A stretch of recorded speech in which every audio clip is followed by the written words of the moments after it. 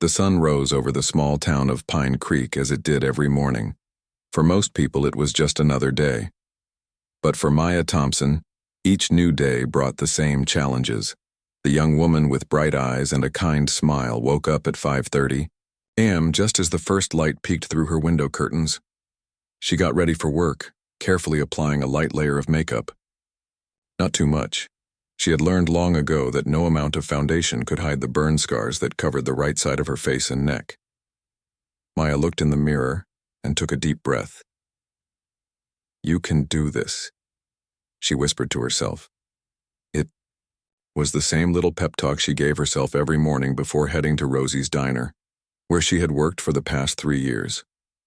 At 25, Maya was known as the hardest worker at the diner. The owner, Mrs. Chen, often said Maya was her most reliable server. The regular customers loved her too. They had gotten used to her scars and saw beyond them to the warm-hearted young woman who remembered their usual orders and always had a kind word to share. It was the new customers that Maya worried about, the ones who would walk in, see her face, and then try not to stare. Some failed at this. Others would whisper to their companions or request a different server. Each time, it happened. Maya felt a little stab in her heart, but she had learned to push through the pain. The scars were from a house fire when she was 16, the same fire that had taken her parents from her. Maya had barely escaped with her life, and the doctors had called it a miracle that she survived. But surviving came with its own challenges. After the fire, she had bounced between foster homes until she turned 18 and started making her own way in the world. "Good morning, Mrs. Chen," Maya called out as she entered the diner at 6:45 a.m. The smell of fresh coffee and bacon filled the air. "Morning, Maya.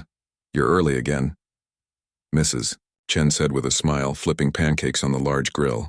"Thought I'd help set up before the morning rush," Maya replied, tying her apron around her waist. The morning went by as usual. The regular crowd of truck drivers and early shift factory workers filled the booths. They greeted Maya with warm smiles and friendly nods. To them, she was just Maya, not the girl with the scars. By lunchtime, the diner was buzzing with activity. Maya moved between tables with practiced ease, balancing plates and refilling coffee cups. Her long brown hair was pulled back in a ponytail, exposing the right side of her face fully. She had stopped trying to hide behind her hair years ago. It only made her look like she was ashamed, and Maya had promised herself she wouldn't live that way. As the afternoon stretched on, Maya noticed a new face in the diner, an older man sitting alone in the corner booth. He wore simple clothes, jeans and a plain button-up shirt, and was reading a newspaper. Nothing about him screamed important or wealthy, but there was something in the way he carried himself that caught Maya's attention. He looked up and gave her a kind smile when she brought him his coffee. "Just passing through town?" Maya asked as she poured. "Something like that," the man replied with a warm smile. "This seems like a nice place." "Pine Creek has its charms," Maya said. "The meatloaf special is good today if you're hungry." The man nodded. "I'll trust your recommendation." As the dinner hour approached, the bell above the door jingled, and Maya looked up to see a group of 4 well-dressed people walk in. They wore expensive suits and dresses and carried themselves with the confidence of people used to being in charge. They were laughing loudly about some business deal they had, just closed in the next town over. "Big spenders," whispered Tanya, another waitress, as she passed by Maya. "You take them. I've got my hands full with that rowdy family in the back." Maya nodded and grabbed 4 menus, putting on her best professional smile as she approached their table. "Welcome to Rosie's," she said cheerfully. "Can I start you all with some drinks?" That was when it happened. What always happened with new customers. The woman closest to Maya looked up, saw her face, and instantly her eyes widened. She quickly looked away, then looked back, unable to hide her shock. The man across from her wasn't as subtle. "Jesus," he muttered, loud enough for those nearby to hear. His eyes locked onto the scarred side of Maya's face, not even trying to hide his stare. Maya pretended not to notice, keeping her smile firmly in place, though it no longer reached her eyes. "Our special today is meatloaf with mashed potatoes and green beans," she continued, her voice only slightly strained. The third person at the table, a younger man with slicked back hair, whispered something to the fourth, a woman with a diamond necklace that probably cost more than Maya made in a year. They both snickered, covering their mouths. "I'll have a vodka martini extra dry," said the first man, still staring at Maya's scars. He wore the most expensive suit of the group, probably the boss, Maya guessed. "I'm sorry, sir. We don't serve hard liquor. We have beer and wine," Maya explained patiently. The man rolled his eyes. "Fine. Whatever beer you have on tap." As Maya took the rest of their drink orders, the man in the expensive suit didn't bother lowering his voice as he turned to his companions. They should really keep her in the kitchen. Bad for business to have someone like that serving customers. Maya's hands trembled slightly as she wrote down their orders, but she kept her face neutral. 9 years of living with her scars had taught her how to wear an emotional mask as thick as any makeup. She walked away from the table with her head held high, though her heart was pounding in her chest. From his corner booth, the older man lowered his newspaper, watching the scene with narrowed eyes. No one noticed as he set the paper down completely and focused his attention on Maya and the table of rude customers. Maya returned to the kitchen, still feeling the sting of the businessman's cruel comment. Mrs. Chen noticed her expression right away. "What's wrong?" she asked, her motherly instincts kicking in. "Those fancy people giving you trouble?" Maya shook her head, forcing a smile. "Nothing I can't handle." Mrs. Chen frowned, looking through the small window in the kitchen door at the table of well-dressed customers. "You tell me if they get worse, I'll kick them out myself." "Thanks, Mrs. Chen, but really it's okay." Maya picked up a coffee pot. "I've heard worse." And that was true. In the years since the fire, Maya had heard every possible cruel comment about her appearance. Kids had been the worst when she was a teenager. They didn't yet know how to hide their disgust or curiosity. Adults were usually better at pretending, but sometimes, like tonight, they showed their true colors. Maya refilled coffee cups at 2 tables before making her way back to the business people. They had ordered expensive items off the menu and were now on their second round of beers. The alcohol seemed to be loosening their tongues even more. "Here are your refills," Maya said, setting down fresh beers for the 2 men at the table. "Took you long enough," said the man in the expensive suit. He was clearly the leader of the group, and the others followed his lead in how they treated Maya. The woman with the diamond necklace giggled as she leaned toward her companions. "I looked it up online. Fire victims usually get better plastic surgery than that. She must not have had insurance." They laughed as if Maya wasn't standing right there, as if she was an object rather than a person with feelings. The second man, younger with gelled hair, made a burning sound effect, and then laughed harder. Maya bit the inside of her cheek. 9 years of practice had taught her how to keep her face blank when people said such things. She'd learned that responding only made things worse. Either they'd claim they were just joking, or they'd become even crueler. "Your food will be ready soon," she said, keeping her voice steady. Tanya passed by with a tray of food for another table and squeezed Maya's arm supportively. The other diners in the restaurant had started to notice what was happening. Some looked uncomfortable, glancing between Maya and the rude table. Others pretended not to notice, focusing intently on their own meals. No one said anything. The older man in the corner booth had stopped pretending to read his newspaper. He was openly watching now, his eyes narrowed, his coffee growing cold in front of him. When Maya brought out the business people's food 15 minutes later, their conversation stopped abruptly. She could tell they'd been talking about her again from the way they suddenly found their silverware fascinating. "Here we go," Maya said, setting down the plates one by one. "Steak for you, sir, the seafood pasta, chicken parmesan, and the deluxe burger." As she placed the last plate in front of the man in the expensive suit, he met her eyes with a cold stare. Then, with a slight movement that looked almost accidental, but Maya knew better, he knocked his full water glass over with his elbow. The ice-cold water splashed across the table and onto Maya's apron, some of it dripping onto her shoes. "Oops," he smirked, not bothering to help clean up the mess. "Clumsy me." His companions snickered behind their hands, and the woman with the diamond necklace actually pointed at the growing water stain on Maya's apron. I'll get some towels, Maya said quietly, her cheeks burning not from embarrassment but from anger. Still, she kept her cool. This job paid her rent. She returned with a handful of towels and knelt beside the table to wipe up the water that had dripped onto the floor. As she did, the businessman pushed his chair back slightly, forcing Maya to move out of his way. The message was clear: she was beneath him, just the help, not worthy of basic respect. You should be used to cleaning, he said, loud enough for nearby tables to hear. I bet that's all someone like you could get hired for anyway. Maya felt the familiar burn of shame wash over her, but she continued mopping up the water, determined not to let them see how much their words hurt. She had long ago promised herself she wouldn't give bullies the satisfaction of seeing her cry. Just then, she heard the sound of a chair scraping against the floor. Looking up, she saw the older man from the corner booth standing. He walked slowly toward their table, his weathered face set in a firm expression. He wasn't particularly tall or imposing in his simple jeans and button-up shirt, but something about the way he carried himself made everyone in the restaurant turn to watch. That's enough, he said as he reached the table.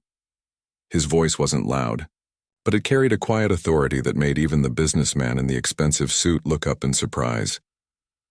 The dining room fell silent. Forks paused midway to mouths. Conversations died mid-sentence. All eyes were on this scene unfolding in the middle of Rosie's diner. Sir, please return to your seat, Maya whispered, mortified that her problems were now creating a scene. The last thing she wanted was more attention drawn to her. Everything's fine. The older man looked down at her with kind eyes but shook his head. No, young lady, it's not fine. And I don't think I will return to my seat just yet.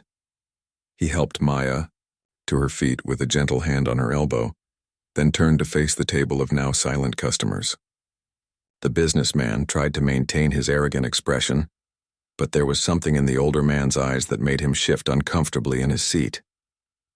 I've been watching how you've treated this young woman all evening, the older man said, his voice level but intense. And I have to wonder if you'd be so bold with your cruelty if you knew who she was. He paused, looking each of them in the eye one by one. Or, for that matter, if you knew who I am. The four well-dressed people exchanged glances. The woman with the diamond necklace looked nervous now, perhaps sensing that they had made a grave mistake. The younger man with gelled hair started to say something, but the businessman held up a hand to silence him, suddenly very interested in what the older man had to say. Mrs. Chen had come out from the kitchen and stood by the counter, arms crossed, ready to back up this unexpected defender, if needed. Tanya and the other servers had stopped their work to watch. The entire diner seemed to be holding its breath, waiting to see what would happen next. The silence in the diner was so complete you could hear the soft hum of the refrigerator behind the counter. Every eye was on the older man as he stood next to Maya, his weathered hand still gently supporting her elbow. The businessman in the expensive suit tried to maintain his confident expression, but a flicker of uncertainty crossed his face. I don't know who you are, old man, he said, trying to sound dismissive. And frankly, I don't care. This is between me and the waitress.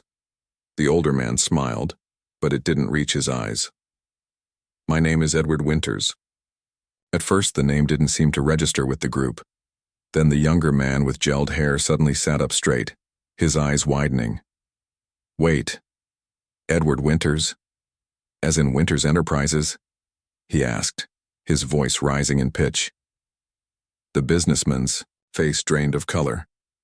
Even people in the diner who had been watching the scene unfold gasped quietly. Everyone knew the name Winters Enterprises. It was one of the biggest tech companies in the country, responsible for software that was probably on every phone and computer in the room. Edward nodded calmly. The same. You're Edward Winters? The woman with the diamond necklace stammered, her hand unconsciously touching her jewelry, as if suddenly aware it was nothing compared to what this man could afford. The billionaire? Maya stared at Edward in shock. This simple-looking older man in his plain clothes was one of the richest people in the country. She'd been serving him coffee all evening, chatting with him about the meatloaf special, and had no idea. I prefer not to lead with that information, Edward said with a slight shrug. I find people are more honest when they don't know my net worth. The businessman was now sitting up very straight, his entire demeanor changed. Mr. Winters, sir, I had no idea. Please join us. He gestured to an empty chair at their table. It would be an honor. I'm not interested in joining you. Edward cut him off. I'm more interested in talking about how you've been treating this young woman. All four of the well-dressed people now looked deeply uncomfortable. They glanced at each other, then at Maya, then back at Edward, clearly trying to figure out what connection this billionaire could possibly have to a scarred waitress in a small-town diner. It was just a bit of fun, the businessman said weakly.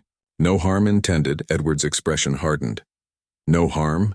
I've watched you deliberately humiliate someone who was simply doing her job with grace and professionalism despite your cruelty. Where I come from, that's not fun. That's called being a bully. The businessman's face flushed red. His companions stared down at their plates, no longer finding the situation amusing. Mrs. Chen had moved closer now, standing near Maya protectively. The other diners were still watching, some of them nodding in agreement with Edward's words. But there's something else you should know, Edward continued. He turned to look at Maya with a gentle expression. This young woman you've been mocking, do you have any idea who she is or what she's done? Maya looked at Edward in confusion. She had never met this man before today. What could he possibly know about her? Edward seemed to read the question in her eyes. You don't remember me, do you, Maya? You wouldn't. You never saw my face that night. But I saw yours briefly as the ambulance doors closed. Maya's heart began to pound. Was he talking about the night of the fire? But how could he have been there? 9 years ago, Edward said, turning back to address not just the table of rude customers but the entire diner. There was a house fire on Oak Street in Millfield, about 30 miles from here. Maya felt her knees go weak. That was her street. That was her house. That was the night everything changed. This young woman you've been mocking, Edward continued.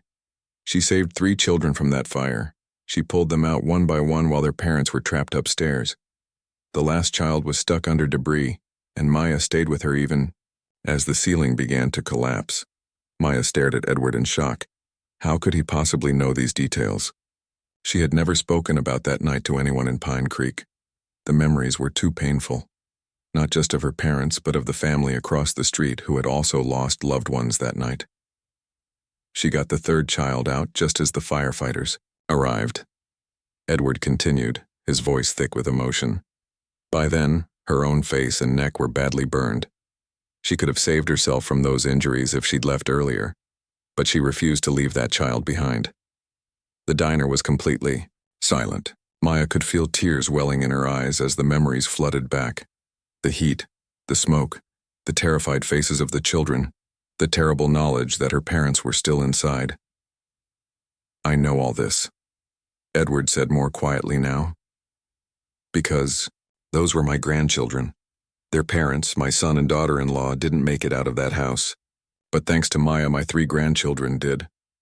I've been looking for her for 9 years. Maya's hand flew to her mouth. Your grandchildren? She whispered. The Taylor children, from across the street? Edward nodded, his eyes glistening, with unshed tears. Thomas, Lucy, and little Annie. You saved them all. The memory hit Maya like a physical force.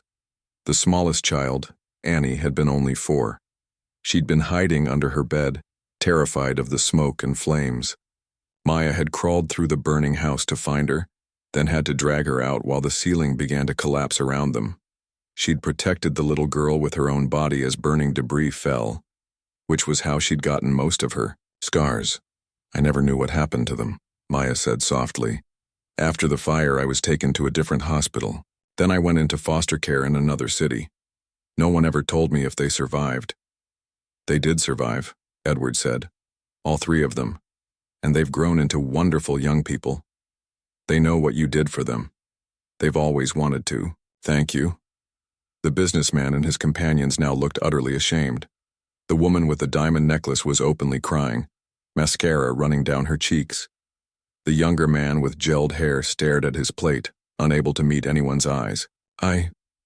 We had no idea, the businessman stammered. He turned to Maya, his arrogance completely gone. Miss, I am so deeply sorry. What I said, how I behaved, it's unforgivable. But Maya barely heard him. She was still looking at Edward, trying to process this incredible revelation. For 9 years, she had carried not just the physical scars of that night, but the emotional ones too, the loss of her parents, the uncertainty about what happened to those children, the sudden upheaval of her entire life. They're really okay? She asked Edward, her voice barely above a whisper. Edward nodded, a smile breaking through his serious expression. More than okay, and they've never forgotten you. None of us have. The next morning dawned bright and clear. Maya woke up earlier than usual, her mind still racing with everything that had happened the night before. After Edward's revelation at the diner, the businessman and his companions had apologized profusely and left a tip so large that Mrs. Chen had insisted Maya take it all. But money wasn't what mattered to Maya right now. What mattered was that the 3 children she had saved from the fire were alive and well. For 9 years she had carried the weight of not knowing. Now, that weight was lifted, replaced by a mixture of emotions she couldn't quite sort through. As she got ready for work, Maya noticed herself looking different in the mirror. Her scars hadn't changed overnight, of course, but somehow they seemed less of a burden. For the first time in years, she touched the raised skin on her cheek and felt not shame or regret, but a sense of purpose. These marks had come from doing something that mattered. When she arrived at Rosie's diner for her morning shift, Mrs. Chen greeted her with a tight hug. "Special visitor waiting for you," Mrs. Chen said with a smile, nodding toward the same corner booth from yesterday. Edward Winters sat there, just as simply dressed as the day before, reading the morning paper and sipping coffee. When he saw Maya, he folded the newspaper and stood up, smiling warmly. "Good morning, Maya," he said. "I hope you don't mind that I came back. I thought we might have more to talk about." Maya nodded, suddenly feeling shy. Yesterday he had been just another customer. Today he was a link to a past she had tried so hard to move beyond. "I don't start my shift for another 15 minutes, she said. "Is it okay if I join you?" Edward gestured to the seat across from him. "Please do." Maya slid into the booth, her hands fidgeting with her apron strings. "I still can't believe it," she said finally. "All these years, I never knew what happened to those kids." "Thomas is 19 now," Edward said, his eyes crinkling at the corners when he smiled. "He's studying engineering in college. Lucy is 17 and already talking about medical school, and little Annie is 13. Not so little anymore. She's the artist of the family." Maya tried to picture the children as teenagers and young adults. In her mind, they were still small and frightened, covered in soot, their eyes wide with terror as she led them from the burning house. "They're really okay?" she asked for the second time in 24 hours. "They're more than okay," Edward assured her. "They're wonderful kids, strong, kind, full of life." He paused, his expression growing more serious. "But they've never forgotten what happened that night, or what you did for them." Maya looked down at the table. "I just did what anyone would do." Edward shook his head firmly. "No, Maya, what you did was extraordinary. You were 16 years old, your own house was on fire, your own parents were trapped inside." His voice grew thick with emotion. "Most people would have been paralyzed with fear, but you ran across the street to help neighbors. You went back into that burning house 3 times. Maya felt tears prickling behind her eyes. She rarely let herself think about that night in detail. It hurt too much. "I couldn't save my parents," she whispered. "The firefighter said the smoke got them before the flames did.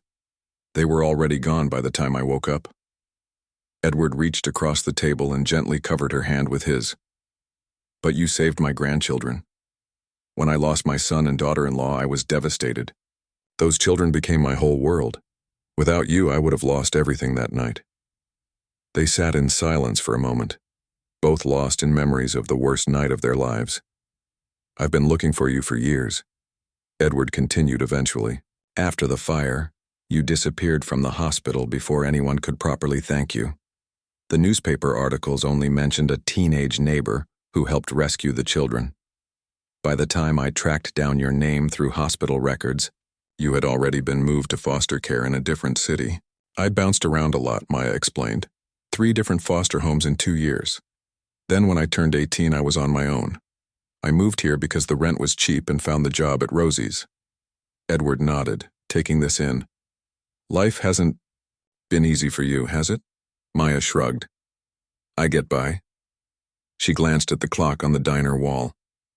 I should start my shift soon. Actually, Edward said, I was hoping you might take the day off.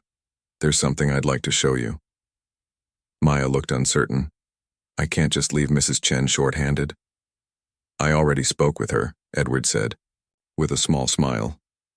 She's happy to give you the day off, paid of course. Maya raised her eyebrows. You convinced Mrs. Chen to give me a paid day off? Now I know you really are a powerful man. Edward laughed, and Maya felt herself relaxing a little. Despite his wealth and status, there was something very approachable about Edward Winters. So will you come with me? He asked. It's about an hour's drive. Maya hesitated only briefly, before nodding. Let me just tell Mrs. Chen myself and grab my things. 20 minutes later, they were in Edward's car, not the flashy luxury vehicle Maya might have expected from a billionaire, but a sensible mid-range sedan that was clean but obviously several years old. You don't drive what people would expect, Maya observed as they headed out of town. Edward glanced at her with an amused expression. I've found that most of the trappings of wealth just create distance between me and other people. I have nice things at home, sure, but I don't need to announce my bank balance to everyone I meet. As they drove, Edward told Maya more about his grandchildren and their lives over the past 9 years. He described Thomas's passion for building things, Lucy's determination to help others as a doctor someday, and Annie's talent for capturing emotions in her artwork. They're the reason I created the foundation, Edward said as they turned onto the highway. What foundation? Maya asked. The Winters Foundation for Burn Survivors, Edward replied. After the fire, seeing what Annie went through with her burns, much less severe than yours but still requiring several surgeries, I realized how little support there was for people dealing with the aftermath of burns. Not just the physical recovery, but the emotional and social challenges too. Maya looked at him with new interest. This was something she knew all too well. So, I started a foundation, Edward continued. We fund research into better treatments. We provide financial assistance for surgeries and therapy. We run support groups and summer camps for young burn survivors. That sounds amazing, Maya said quietly.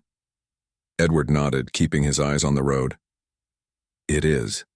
We've helped thousands of people over the years, but there's something missing. He glanced at her briefly. The foundation needs someone who truly understands what our clients are going through, someone who has lived it. Maya's heart began to beat faster as she realized where this conversation might be heading. But before she could ask any questions, Edward slowed the car and turned onto an exit. We're here, he said. 6 months had passed since that life-changing day when Edward Winters walked into Rosie's diner. 6 months since Maya discovered that the children she had saved from the fire were alive and well. 6 months since she had stepped into a beautiful building with a sign that read, The Winters Foundation for Burn Survivors, and met the 3 young people whose lives she had saved. The reunion had been emotional. Thomas, now a tall young man with his father's eyes, had hugged her so tightly she could barely breathe. Lucy, poised and thoughtful, had held Maya's hands and thanked her with tears streaming down her face. And Annie, no longer the tiny 4-year-old Maya had carried from the flames, had presented her with a painting, a phoenix rising from ashes, beautiful and powerful. It's you, Annie had explained, rising above the fire. That day, Edward had offered Maya the position of executive director at the foundation. At first, she had been overwhelmed by the offer. What did she know about running a foundation? She was just a waitress with a high school diploma. You have something more valuable than a fancy degree, Edward had told her. "You have lived experience and a heart full of compassion. I can hire people with business degrees. I need someone with your spirit at the helm." Now, 6 months later, Maya stood in front of the mirror in her new apartment, barely recognizing the woman who looked back at her. The scars were still there, of course, but they seemed less prominent somehow. The medical treatments paid for by the foundation, treatments she had never been able to afford before, had already begun reducing the most severe scarring. But the biggest change wasn't physical. It was the confidence in her eyes, the purpose in her posture. Maya no longer looked down when she walked or tried to hide the right side of her face. She stood tall, meeting the world head-on. Her phone buzzed with a calendar reminder. The foundation was opening its third center today, this one in the very city where Maya had lived when the fire happened. It felt like coming full circle. As she drove to the ribbon-cutting ceremony, Maya thought about all that had happened in these 6 months. The foundation had grown rapidly under her leadership. With Edward's connections and Maya's passion, they had raised millions of dollars for research and treatment programs. They had started support groups for burn survivors of all ages, created a scholarship fund for those pursuing medical careers, and launched a public awareness campaign to reduce the stigma around visible scars. Most importantly to Maya, they had established a program to help burn survivors access the best possible medical treatments regardless of their financial situation. No one would have to go without care because they couldn't afford it. Not if the Winters Foundation had anything to say about it. The parking lot was already filling up when Maya arrived at the new center. She spotted Edward chatting with the mayor near the entrance. Thomas, Lucy, and Annie were there too, helping set up chairs for the ceremony. Thomas waved when he saw her car, and Annie ran over to give her a quick hug before returning to her tasks. These three had become like family to Maya over the past months. They spent holidays together, had dinner at least once a week, and texted almost daily. The hole left by her parents' death would never completely heal, but these new relationships had eased the loneliness Maya had carried for so many years. As Maya stepped out of her car, she noticed a familiar face in the crowd. Her heart skipped a beat when she recognized him, the businessman who had mocked her at Rosie's diner that fateful day. He was standing awkwardly near the edge of the gathering, looking uncertain if he belonged there. For a moment, Maya considered avoiding him, but then she took a deep breath and walked directly toward him. "Hello," she said simply when she reached him. The man looked startled, then deeply embarrassed. "Miss Thompson, I didn't know if you'd remember me." "I remember," Maya said, her voice steady. He nodded, looking down at his shoes. "I've thought about that night every day since it happened. The things I said to you, the way I behaved." He shook his head, unable to finish the sentence. "Why are you here today?" Maya asked, neither accusing nor welcoming. "Just curious." The businessman looked up at her, and Maya was surprised to see genuine emotion in his eyes. "After that night, I couldn't stop thinking about what Mr. Winters said, about what you did, saving those children, and I couldn't stop thinking about how I'd treated someone who had done something so brave." He paused, then continued. "I looked up the foundation online, started reading about burn survivors and what they go through, and then I started volunteering at the burn unit at County Hospital. Just once a week at first, but now I'm there 3 days a week." Maya's eyebrows rose in surprise. This was the last thing she had expected. "The foundation's work is important," he continued. "I wanted to support it, to be here for the opening. I've made some donations, but..." He hesitated. "I wasn't sure if I should come today, if you'd want me here." Maya studied him for a long moment. The arrogant, cruel man from the diner was gone, replaced by someone who seemed genuinely changed by what had happened. "Everyone deserves a second chance," she said finally, offering him a small smile. "I'm glad you're here." Relief washed over his face. "Thank you," he said quietly. Maya gestured toward the gathering. "The ceremony is about to start. Would you like to come sit down?" As they walked together toward the rows of chairs, Maya felt a sense of completion. Her journey had come full circle, from the night of the fire through years of struggle and isolation to finding connection and purpose again. And now, even the painful memory of being mocked for her scars had been transformed into something healing. Edward spotted them and came over, greeting the businessman with a firm handshake. He had known about the man's donations and volunteer work, Maya realized. Of course he had. Edward kept track of everyone connected to the foundation. "It's time," Edward said to Maya with a warm smile. "They're waiting for you to speak." Maya nodded and made her way to the small stage that had been set up in front of the new building. As she looked out at the gathered crowd, burn survivors and their families, medical professionals, donors, volunteers, and the press, she felt a momentary flutter of nervousness. Then she spotted Annie in the front row, giving her a thumbs up, and the nervousness faded. "Thank you all for coming today," Maya began, her voice clear and strong. The Winters Foundation began with a tragedy, a house fire that took precious lives but also showed how the human spirit can triumph over the darkest moments. As she continued her speech, Maya caught Edward's eye at the back of the crowd.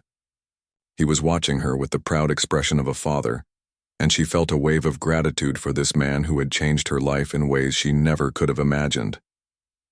"Our scars tell our stories," Maya said, touching her cheek gently. "They show where we've been, but they don't determine where we're going. At the Winters Foundation, we believe that every burn survivor deserves the chance to write their own next chapter." The crowd applauded, and Maya felt the truth of her words resonate deep within her. Her own next chapter was still being written, and for the first time in many years, she couldn't wait to see what happened next.